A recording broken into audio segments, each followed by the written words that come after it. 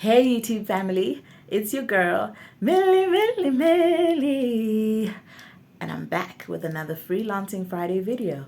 Are you an independent or small-time recording artist and you just want your music to work for you, to make money for you? Then you're in the right place. I'm going to give you some tips on how you can do just that. Stay tuned.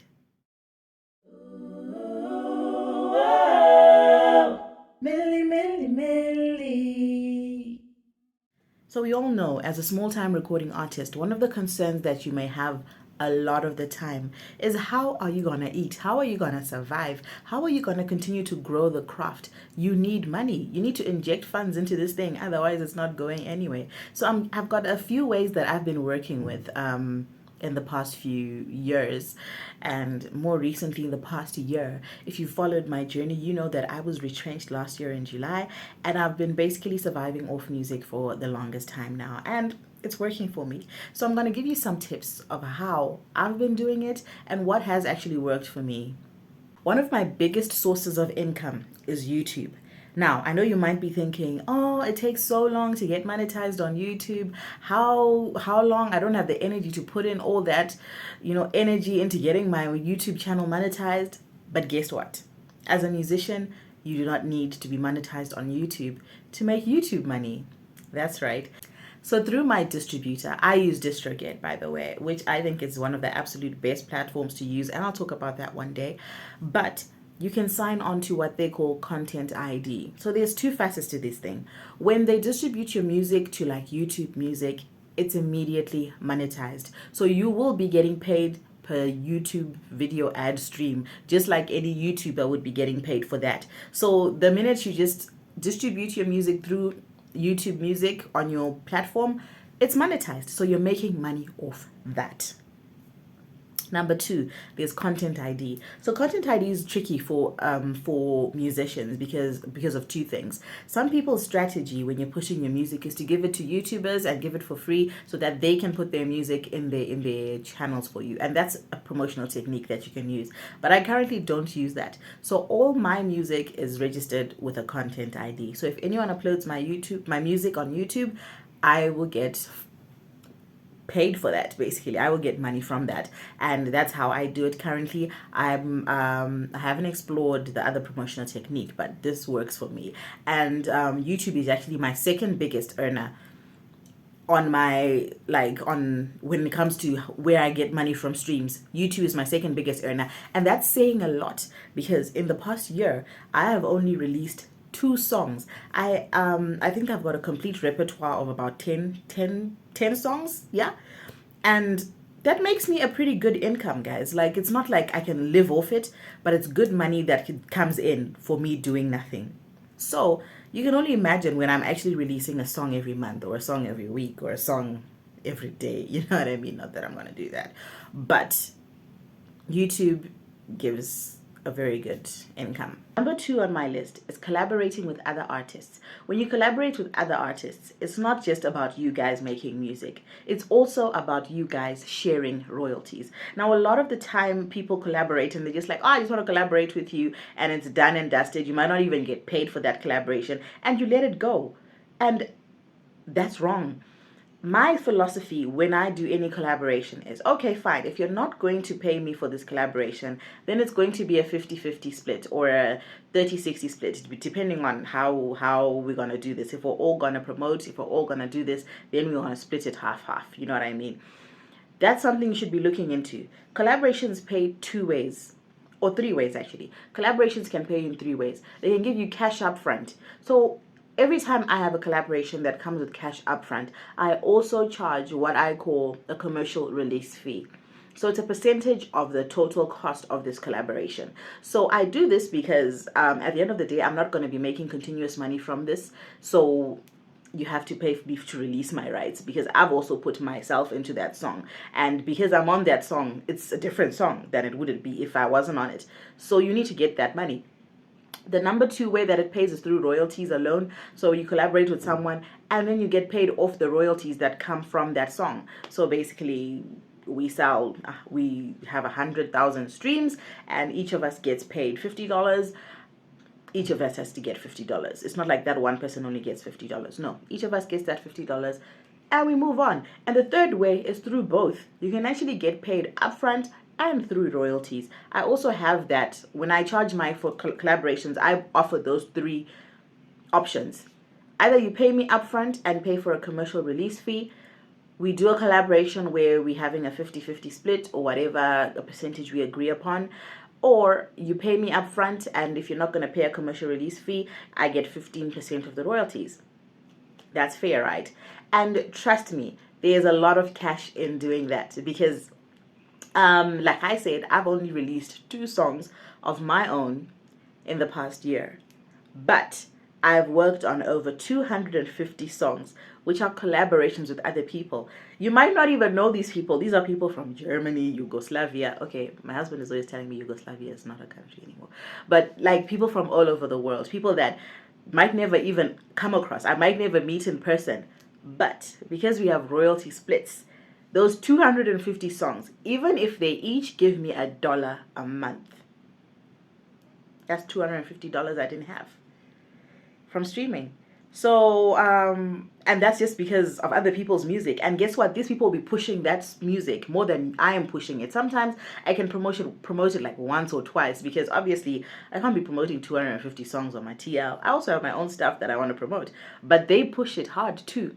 Their success is my success. So your collaborator's success is your success, and you need to look at it like that. And the more people you collaborate with, the more royalties that are coming into your little sales funnel. And guess what? If you collaborate with, let's say you give yourself a 6-month period, you collaborate with 300 artists from anywhere in the world. $300 a month. You just $300 a month. Just from that. And this is like, I'm doing baby, what do you call them, projections, because what song makes $1? You're probably not going to make $1. You're probably going to make more than $1. More than $1. Maybe like baby songs, maybe about $10 from streaming.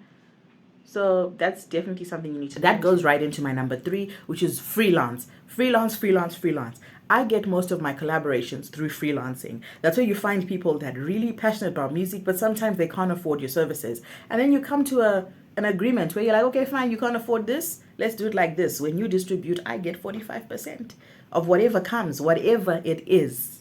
Guys, even if it's 5 cents, it will make a difference. It will definitely make a difference. Do not sleep on your royalties. Always think about tomorrow and not about today. That's one thing that has taken me so far in this music industry, to always think about tomorrow. Okay, fine, you pay me 10,000 rands today. If I use it to pay my rent, what will I be doing tomorrow?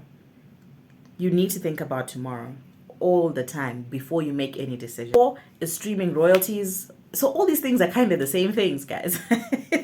They're actually kind of the same things because they all come down to streaming royalties. The last 3 points that I've given, which are collaborating, freelancing, and actually distributing your songs via streaming platforms. So they don't bring a lot of money. The trick for smaller artists like me is quantity and quality versus, like, for example, okay, let me break down into simpler terms. For example, one of my favorite artists, Tiwa Savage, if she's to release a song now, she's got millions of people that follow her, millions of people who listen to her music. She can get 1 million streams in a week, in 2 days, in a day even sometimes, right?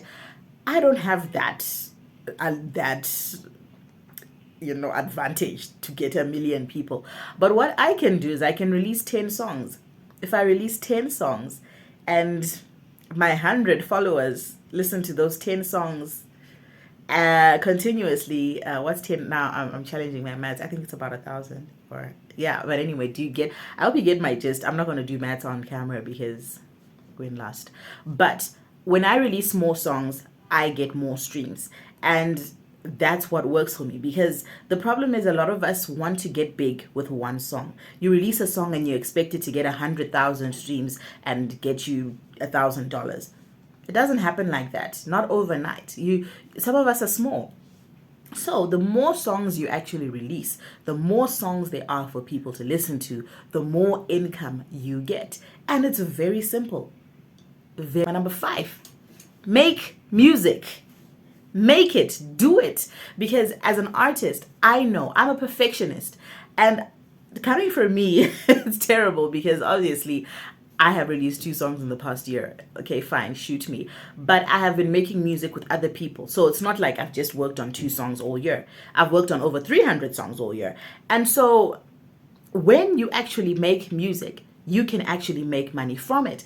And make connections with other people that can help you to make music in a way that it is not too expensive for you. Like, what do they call them? Economies of scale. Collaborate with people. Do things like find ways to make that music.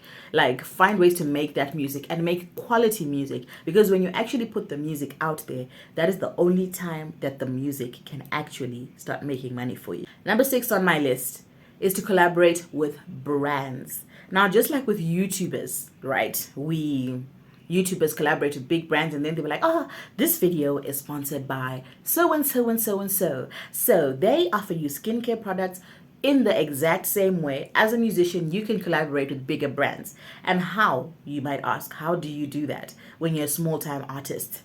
In my country, there's this one thing that they love doing with every brand. Every brand has a jingle. Like, jingles are big, guys, and they're actually big internationally. They are also big on YouTube. They are big everywhere. When you collaborate with these brands and you put a jingle out there, trust me, you can actually earn a lot of money because those kind of deals bring in a large amount of income at once. So approach brands, create little jingles, post about them, find ways to attract the attention of bigger brands so that you can actually work with them and be their music maker. Number 7 is to teach. There's this funny saying that says those who can't do teach, but I don't believe that. There's so much money in education, and when you have knowledge is power. Like, for example, I use my channel for a lot of things. I showcase my own songs, I showcase my personal life, and I also try and help other people, which is the concept that is behind Freelancing Friday. So when you actually teach other people to do certain things, like let's say you are a fantastic piano player, a pianist, piano lessons can get you a lot of money. Yes, it takes up a lot of time, but in the long run, you'll find that the amount of money you make from that can actually sustain everything else, so that everything else that's left can go directly to just being injected into your music. So you can teach small things. I do classes with people on how to teach them how to sing, teach them how to do harmonies, teach them how to warm up their voices. I do that. And that's not even something that I've actively advertised on my channel, but it's something that actually keeps me busy. So you should look into teaching whatever craft you know how to do, and you know that, wow, I do this very good. Someone out there wants to learn how to do that, and you should facilitate that and harness the income from. Number 8 is to sell beats and sample packs. So as a singer, okay, anyone, if you listen to music, you can hear some beats, they go boom, then they have this female voice that goes, oh, boom, yeah, boom, ba-da-da-da-da. So what you can do is to create sample packs. Sample packs are the packs that producers use to have samples, and they basically put those samples in their beats, or if you're a beat maker, you can make beat samples or whatever. So when you make a sample pack, you can actually sell that sample pack to several people. So for example, if you go to someone's website and they sell a sample pack, you just go and you download it and you buy it. It doesn't even have to be a lot of money. A sample pack, you can even sell it for like $2, $3, $5 at most. And if like 100 people download your $2 sample pack, 100 producers, you get $200. And these are things that, like, what do you call it? I don't want to say latent because that's not the word, but it's income that comes to you when you're sleeping. Once you've put up that sample pack, anyone can buy it at any time, and that's money that can always come to you even when you're not actively working. Mine is playing live. Playing live is one of the most infamous ways of making money, and it's simple. But as a small-time artist, I know it's usually a turn-off because 99.999% of the time, they're asking you to perform covers of other people's songs, and they're not very interested in listening to your own music. But it's okay, guys. You need to realize that some things you just gotta do. You just gotta do to make it and to get the income there. Getting yourself small time gigs. I had a gig that was ongoing where I was performing at Daruma by Mosquito there in Waterfall. That was a good paying gig for me. We would perform there 4 times a month, and that was just amazing for me. I could actually pay my rent from that gig alone. So everything else I was doing musically, freelancing, teaching, selling my music online, all that stuff became money for like bills, other bills like electricity, Wi-Fi, whatnot, of which those are smaller bills to worry about. So playing live is just definitely something you need to look into. Looking for live locations near you, where you stay, looking for festivals, bands that need backing vocalists, all that. Those are ways that you can be making active income as a singer. Licensing.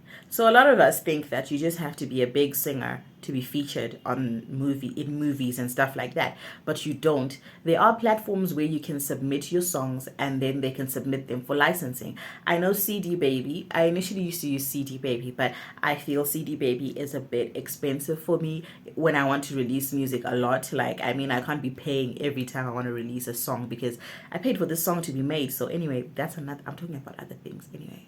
Right back.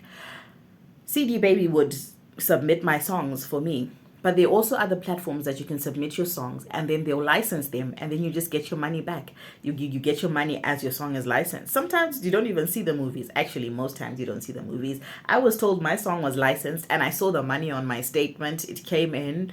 I was paid, but to this day, I don't know what movie, drama, or whatever where they used my songs. So I don't even know what song they used. So it is what it is. But I guess if you use a licensing platform, it's easier to get that information. If they can give it to you, because some of these things have non-disclosures.